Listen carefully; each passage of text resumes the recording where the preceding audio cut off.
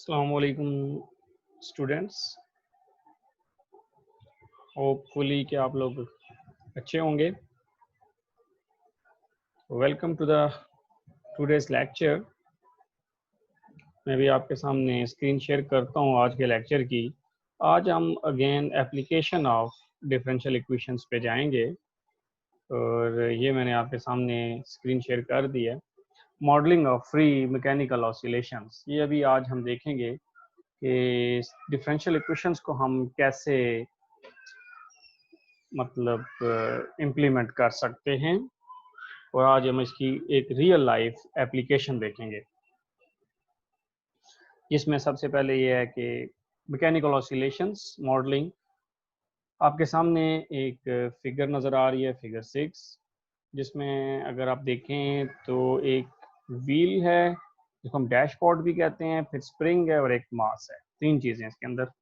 तो consider the following schematic diagram of A shock absorber. तो ये शॉक एब्जॉर्बर लगा हुआ है जो कि ऑलरेडी बड़ी हैवी व्हीकल्स में या आम व्हीकल्स में लगा होता है ताकि टू अब्जॉर्ब द शॉक। तो आज हम इस शॉक एब्जॉर्बर जो कि फिजिकल फेनोमेना है, इसकी डिफरेंशियल इक्वेशन मॉडल करेंगे और फिर इसको हम सॉल्व भी करेंगे। तो आज का ये मेन पर्पस है हमारे आज के लेक्चर का। The equation of motion can be described in terms of vertical displacement x। क्योंकि ये शॉक अब्जॉर्बर है तो अब शॉक अब्जॉर्बर डेफिनेटली आपका ये जो शॉक है इसकी मोशन जो होगी वो वर्टिकल होगी। ठीक होगी बात। तो इसमें यही कह रहा है कि मोशन इक्वेशन ऑफ मोशन होगी वो इन वर्टिकल डिस्प्लेसमेंट होगी। अब जब भी कोई ये इसको शॉक लगेगा तो ये शॉक इस स्प्रिंग के अंदर अब्जॉर्ब होगा, तो स्प्रिंग की मोशन होगी टुवर्ड्स वर्टिकल डायरेक्शन। तो हम इक्वेशन ऑफ मोशन पहले डिराइव करते हैं। मास को मैं मैथमेटिक्स में m ले रहा हूँ, let m be the mass. और आपको पता है अगर x डिस्प्लेसमेंट है तो डिस्प्लेसमेंट का जो डेरिवेटिव होता है वो बनता है वेलोसिटी। ओके, तो dx बाई dt ये आपके पास एक वेलोसिटी है। तो जब हमने इसको एक k के साथ मल्टीप्लाई किया, आगे बताऊंगा, k एक स्प्रिंग कांस्टेंट है, तो ये एक फोर्स बनती है। ये मैथमेटिकली फोर्स लिखी हुई है k dx बाई dt। इसको हम कहते हैं डैम्पिंग फोर्स। तो ये इस शॉक अब्जॉर्ब कर रही है और जो शॉक से फोर्स क्रिएट हुई है उसको बेसिकली ये क्या कर रहा है, ये डैम्प कर रहा है, खत्म कर रहा है। तो इसको k dx by dt damping force कहते हैं from the dashboard. And nx is the restoring force. तो जब भी स्प्रिंग के ऊपर एक फोर्स अप्लाई होगी ड्यू टू शॉक, तो स्प्रिंग के अंदर भी एक फोर्स रिस्टोर हो जाएगी। जैसे आपने मास स्प्रिंग सिस्टम में पढ़ा हुआ है, अगर हम स्प्रिंग को स्ट्रेच करें तो फिर हम जब छोड़ते हैं तो स्प्रिंग वापस अपनी उस ओरिजिनल पोजीशन तरफ जाता है। तो ये एक्चुअली इसलिए जाता है कि इसके अंदर एक रिस्टोरिंग फोर्स होती है। तो बिल्कुल इसी तरह जब शॉक लगेगा व्हील को तो उस शॉक की वजह से एक डैम्पिंग फोर्स क्रिएट होगी जिसको हम कह रहे हैं k dx by dt। लेकिन अब स्प्रिंग में भी एक रिस्टोरिंग फोर्स आएगी जिसको मैं नाम दे रहा हूं nx का। n भी यहाँ पे एक कांस्टेंट है। Here k and n are constants। m भी यहाँ पे मास जो है वो भी कांस्टेंट है। तो अब इस फिनोमेना की जो इक्वेशन बनेगी वो आए आपको दिखाता हूं मैं। तो equation of the motion is this one. तो इस इक्वेशन की लेफ्ट हैंड साइड भी है और राइट हैंड साइड भी है। अब अच्छा, इस टर्म को आप पता चल गया, ये आपको ये डैम्पिंग फोर्स है और ये nx ये आपके पास रिस्टोरिंग फोर्स है। What is this? इसको हम कहते हैं इनर्शियल फोर्स। ये आइए Newton second law of motion से। न्यूटन का सेकंड लॉ क्या है? Force is equal to F is equal to M A. M आपके पास है और ये एक्सेलरेशन है बेसिकली। मैंने अभी थोड़ी देर पहले बताया था x अगर डिस्प्लेसमेंट हो तो dx बाई dt वेलोसिटी, तो वेलोसिटी के कोई डेरिवेटिव लें तो d square x by dt square जो कि सेकंड डेरिवेटिव है डिस्प्लेसमेंट का, ये एक्सेलरेशन है। तो अगर हम मास और एक्सेलरेशन को मल्टीप्लाई करें तो ये ma बनता है। This is inertial force. तो तीन तरह की फोर्सेज इस मैकेनिकल ऑसिलेशन पे अप्लाई हो रही हैं। कौन कौन सी? दो आपने तो देखी, एक रिस्टोरिंग फोर्स जो कि स्प्रिंग के अंदर है, एक डैम्पिंग फोर्स जो ये इसको डैम्प आउट कर रहा है शॉक को, और तीसरा आपके पास है एक्सेलरेशन जो कि इनर्शियल फोर्स है। अब इनर्शियल फोर्स की डायरेक्शन इन दोनों फोर्स के ऑपोजिट होती है, इस वजह से हम ये किया है कि इन दोनों के साथ माइनस का साइन लगा लिया है। अब माइनस का साइन इधर भी लगाते हैं। तो तीन टर्म्स हैं इस इक्वेशन के अंदर और तीनों टर्म फोर्स को रिप्रेजेंट कर रही हैं। मैं रिपीट करता हूं, this is inertial force, this is damping force, this is restoring force. Okay, तो this is the differential equation, second order differential equation हमने जनरेट की for the free mechanical oscillations के लिए। Suppose that mass is displaced about a distance x naught initially and released from rest. तो कुछ ये supposition ले रहे हैं हम, जैसे डेफिनेटली सिचुएशन जब इनिशियल होगी, जैसे शॉक लगेगा तो हर बॉडी जो है जो व्हीकल्स के अंदर बैठा हुआ वो थोड़ा बहुत डिस्प्लेस होगा। तो हम कह रहे हैं कि उसकी जो डिस्प्लेसमेंट है वो x नॉट है at time t is equal to 0। So x is equal to x naught and dx by dt is equal to 0, और उस वक्त सारे in the state of rest हैं। तो ये दो कंडीशंस हमारे पास आ गई। Writing the differential equation in standard form, तो हमने इन दोनों को उधर ले गए, तो हमारे पास ये डिफरेंशियल इक्वेशन बन गई है जो कि हमारे पास एक standard form of second order differential equation बन गई। जी, अगर आप लोग पहचाने तो ये कौन सी है? लीनियर है, डेफिनेटली ये लीनियर डिफरेंशियल इक्वेशन है और इसके कोफिशिएंट्स हैं कांस्टेंट। वजह m, ये वाला m, ये k और ये n, तीनों कांस्टेंट्स हैं। अब इस डिफरेंशियल इक्वेशन में डिपेंडेंट वेरिएबल कौन है? x, इंडिपेंडेंट वेरिएबल कौन है? Small t। तो ये डिफरेंशियल इक्वेशन बनी है फ्री मैकेनिकल ऑसिलेशंस की। We shall see the nature of the oscillations described by this differential equation depends crucially upon the relative values of the mechanical constants m, k and n. तो इस differential equation के solution में क्योंकि ये m भी आएगा, k भी आएगा, n भी आएगा, तो इस वजह से ये कह रहा है कि ये तीनों बड़े इंपॉर्टेंट हैं। तो जो हमें आगे जब इसको हम सॉल्व करेंगे तो फिर हमें इनकी अहमियत का अंदाजा होगा। तो dear students, let's see to solve this equation. ये हमारे पास इक्वेशन है, इसकी सबसे पहले हम एक्सिलरी इक्वेशन बनाते हैं और इसको सॉल्व करते हैं, और लकीली ये होमोजीनियस डिफरेंशियल इक्वेशन है। तो एक्सिलरी इक्वेशन के लिए वही जो क्राइटेरिया था आप सबको पता है, हम x इक्वल टू e की पावर k t पुट करते थे या लैम्डा t पुट करते थे। ये हमारे पास एक्सिलरी इक्वेशन बन गई, और अगर हम इसको सॉल्व करें तो हमारे पास ये लैम्डा की वैल्यू आ गई है माइनस के प्लस माइनस के square minus 4mn over 2m। तो अगेन अब देखा है आपने, लैम्डा के अंदर k भी है, m भी है और n भी, तीनों मैकेनिकल कांस्टेंट्स आपके लैम्डा की इक्वेशन या सॉल्यूशन के अंदर नजर आ रहे हैं। Here the value of k controls the amount of damping in the system। तो हमने देखा था कि k क्योंकि डैम्पिंग फोर्स का कोफिशिएंट था तो k यहाँ पे डैम्पिंग को कंट्रोल करेगा, और m डेफिनेटली रिप्रेजेंटेटिव है मास का, और n जो है वो रिस्टोरिंग फोर्स के लिए। तो इम्पोर्टेंट यहाँ पे क्योंकि हमने एब्जॉर्ब करना है शॉक को, तो डैम्पिंग का जो वेरिएबल है सबसे पहले इसको देखते हैं, that is very important one. तो k के मुख्तलिफ चांस हो सकते हैं, तीन चांस हैं बेसिकली कि डैम्पिंग हो ही ना। फर्स्ट ऑप्शन कि बिल्कुल डैम्पिंग फोर्स है ही नहीं, जीरो है डैम्पिंग फोर्स, उसमें k जीरो हो जाएगा। सेकंड ऑप्शन ये हो सकती है कि डैम्पिंग हो लेकिन लाइट हो, थोड़ी सी डैम्पिंग फोर्स एग्जिस्ट करे। और तीसरा ऑप्शन ये हो सकता है कि हैवी डैम्पिंग हो, लाइट डैम्पिंग नहीं, हैवी डैम्पिंग। तो तीन केसेस में हम इस सॉल्यूशन को डिस्कस करेंगे, no damping, light damping and heavy damping. तो आए जरा सबसे पहले केस वन देखते हैं, नो डैम्पिंग।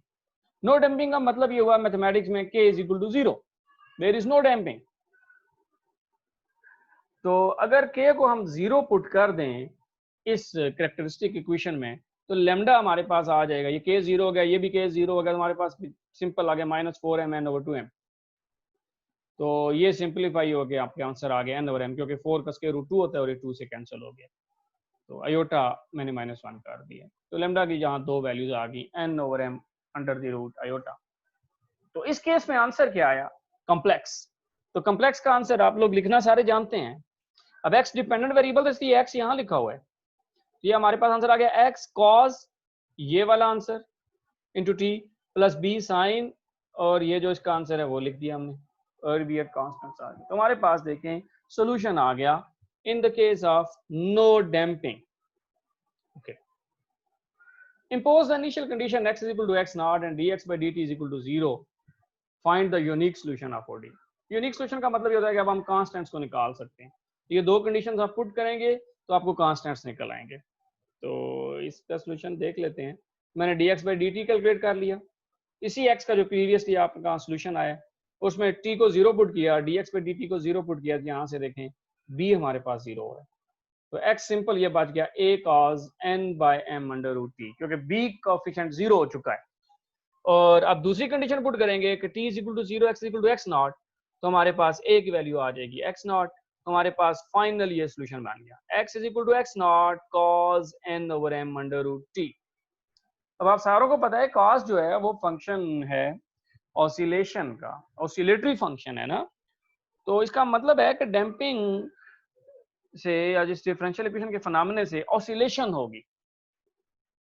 फिजिकली आप सारों को पता है जब शॉक लगता है, गाड़ी किसी भी गड्ढे में जाती है, लगती है, छोटा गड्ढा हो बड़ा गड्ढा हो, तो फिर हमें शॉक लगता है। शॉक से मीन ऑसिलेशन होती है, वाइब्रेशन होती है, ये ऑसिलेटरी फंक्शन है और ये हमें ऑसिलेशन ही बता रहा है। दूसरा केस चलते हैं लाइट डैम्पिंग। लाइट डैम्पिंग में ना आपको पता है कि मैं थोड़ा सा आपको लैम्डा दोबारा दिखा दूं, अगर मैं आपको थोड़ा सा लैम्डा की वैल्यू को दिखा चुकी, जहां से मैंने नो डैम्पिंग शुरू की, ये था लैम्डा, दिस वन, के को 0 पुट किया था, तो मैंने कहा था कि दिस इज नो डैम्पिंग।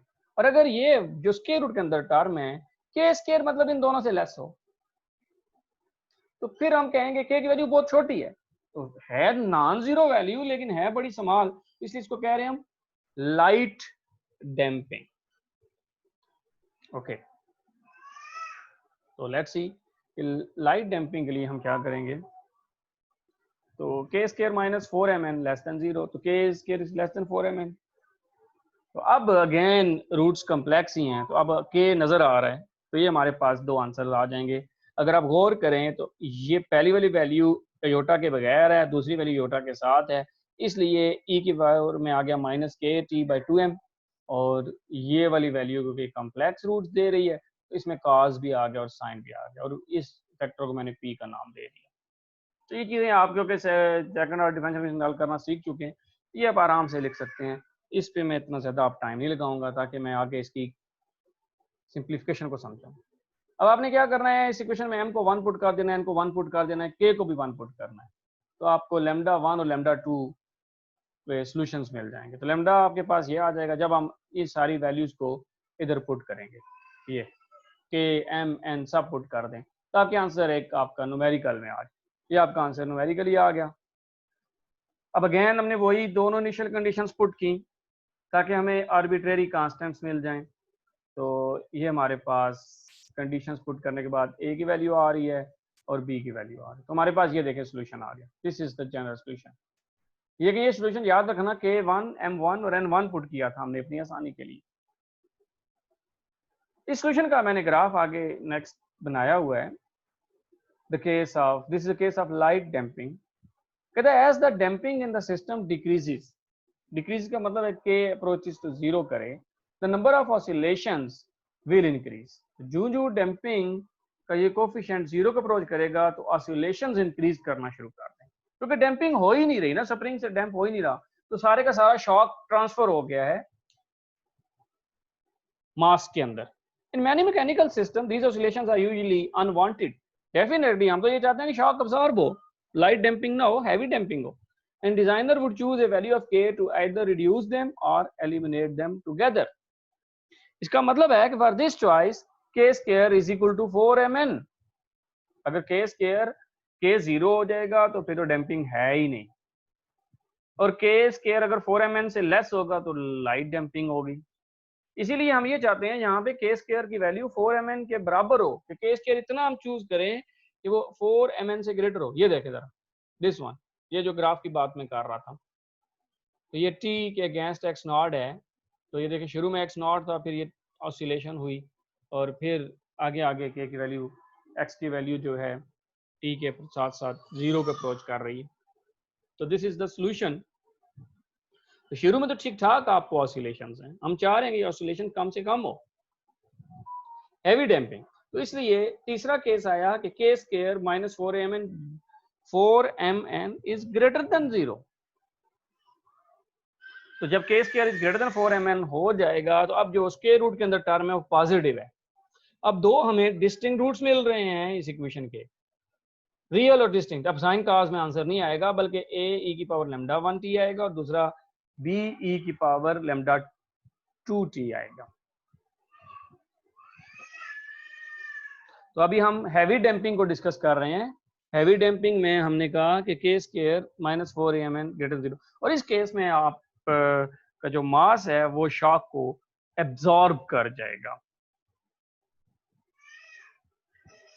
तो अगर हम अगेन m को 1 रखें, n को 1 रखें, k को मैंने कहा 2.5, क्योंकि इन दोनों को वैल्यू से बड़ा होना चाहिए के स्क्वायर, 4mn से ग्रेटर होना चाहिए। तो अभी 2.5 का स्क्वायर डेफिनेटली ज्यादा होता है 4mn से, 4mn तो 4 हो जाएगा और ये वैल्यू ज्यादा हो जाएगी। तो अब आए लैम्डा 1 लैम्डा 2 निकालते हैं, ये वैल्यूज जस्ट आपने पुट करनी है। तो लैम्डा मिला हमें और यहाँ से x का आंसर आ गया, ए ई की power minus 0.5t plus B E की पावर माइनस 2t। अगेन हम वो इनिशियल कंडीशंस पुट करके ए और बी निकालेंगे। तो पहली इनिशियल कंडीशन ये है कि x is equal to x naught और दूसरी है dx by dt is equal to t is equal to 0। तो कांस्टेंट्स निकालते हैं। अगेन हमें डेरिवेटिव लेना पड़ेगा। डेरिवेटिव लेने के बाद देखिए मैंने t को 0 पुट कर दिया। तो जब t को 0 पुट किया तो x is equal to x naught is equal to a plus b आ गया। और दूसरी इक्वेशन dx बाई dt 0 था तो यहाँ पे हमारे पास आ गया माइनस 0.5a माइनस 2b। दो इक्वेशंस हैं, इन दोनों को आप सॉल्व करेंगे तो a और b के कांस्टेंट्स आ जाएंगे। ये हमारे पास x का एक आंसर आ गया, x is equal to 1/3 x naught 4e की power minus 0.5t minus e की power minus 2t। The graph of x against t is shown below. तो अब देखें जरा, अब जो है ये शॉक एब्जॉर्ब हो गया फ्रॉम दिस। दूसरे में काफी ज्यादा ऑसिलेशंस थी, अब देखें यहाँ पे ऑसिलेशन नहीं है। मैं अगर आपको पहले वाला ग्राफ दिखा दूं तो आपको आइडिया हो जाएगा। ये देखें, ये देखें, यहाँ से ये सारी ऑसिलेशन है दिस वन, फिर जाके ऑसिलेशन खत्म हुई है काफी टाइम के बाद। लेकिन again this is a oscillation और काफी बड़ी ऑसिलेशन है। लेकिन अगर आप इधर देखें इस केस में तो ऑसिलेशन बहुत ही समाल है, बल्कि यूं कहें कि जो आपका शॉक है वो एब्जॉर्ब हो गया। तो ये अबव द टी एक्सिस ही रहा है ना। तो शुरू में एक्स नॉट था वैल्यूज और फिर ये स्मूथली टी को 0 कर देगा। जब टी 0 हो रहा है ये भी टी लार्ज हो रहा है तो ये डेफिनेटली क्लोज टू 0 जा रहा है आपका जो ऑसिलेशंस हैं। सो डियर स्टूडेंट्स, नेक्स्ट है modelling with forced mechanical oscillation. पिछला था फ्री जिसमें होमोजीनियस डिफरेंशियल इक्वेशन बनी थी, अब है यहाँ पे फोर्स्ड। तो अब फोर्स में हम क्या करेंगे कि ये देखें एक एफ ऑफ टी ले आएंगे। अब जो इसकी राइट हैंड साइड जो पिछले सवाल में 0 थी उस केस में अब ये क्या आ गई है, non zero. Suppose now that the mass is subject to a force F of T after initial disturbance. क्या मास के ऊपर भी एक फोर्स लग रही है। Then the equation of motion is this one. अब इक्वेशन ऑफ मोशन में फर्क क्या आया कि राइट हैंड साइड में 0 नहीं है बल्कि नॉन जीरो है। तो हम ये कर रहे हैं कि इस एफ ऑफ टी की वैल्यू ले रहे हैं F cos omega T, that is an oscillatory force of magnitude F and angular frequency omega. कि अब मास के ऊपर ऑलरेडी एक ऑसिलेटरी फोर्स ऊपर से लग रही है एक्स्ट्रा। आप ये करें एम को एन को 1 ले लें, के को 0 ले लें और डब्बेगा को 2 ले लें, तो फिर आपकी क्वास इक्वेशन बन गई है। ये आपका टास्क है, इसको आपने सॉल्व करना है। जिस तरह मैंने सॉल्यूशन का इंटरप्रेट किया है इस तरह आपने आगे सॉल्यूशंस की इंटरप्रिटेशन भी करनी है, इन सॉल्यूशंस के ग्राफ भी ड्रा करने हैं। और ग्राफ के लिए आप अपने एंड्रॉइड ऐप्स यूज कर सकते हैं या फिर कोई और सॉफ्टवेयर यूज कर सकते हैं। और ये टास्क आपने मुझे भेजना है, ये टास्क आपका है। इसमें आपने ये कम्प्लीमेंट्री फंक्शन इस डिफरेंशियल इक्वेशन का निकालना है पहले आप उसी तरह इसको 0 रख के इसका कम्प्लीमेंट्री फंक्शन निकालेंगे, फिर आप इसका जनरल सोल्यूशन का पर्टिकुलर सोल्यूशन निकालेंगे। अब पर्टिकुलर सोल्यूशन निकालने के आपके पास मुख्तलिफ तरीके हैं, जैसे मेथड ऑफ अनडिटरमिनेट कोएफिशिएंट था, method of variation of parameters आपने पढ़ा हुआ है। तो वो दो मेथड्स आप लगा के कोई भी मेथड यूज करके आप इसका पर्टिकुलर सोल्यूशन भी निकाल। तो डियर स्टूडेंट्स, आज के लिए बस फिर इतना ही था। आज हमने मॉडलिंग की है मैकेनिकल ऑसिलेशंस फ्री और फोर्स्ड। फ्री वाला कंप्लीट मैंने आपके सामने सॉल्यूशन पिक्चर डिस्क्राइब की, और फोर्स्ड वाला मैंने आपके ज़िम्मे टास्क लगाया है, तो ये आपने काम करना है। तो सी यू आफ्टर दैट। मैं स्क्रीन स्टॉप कर रहा हूँ।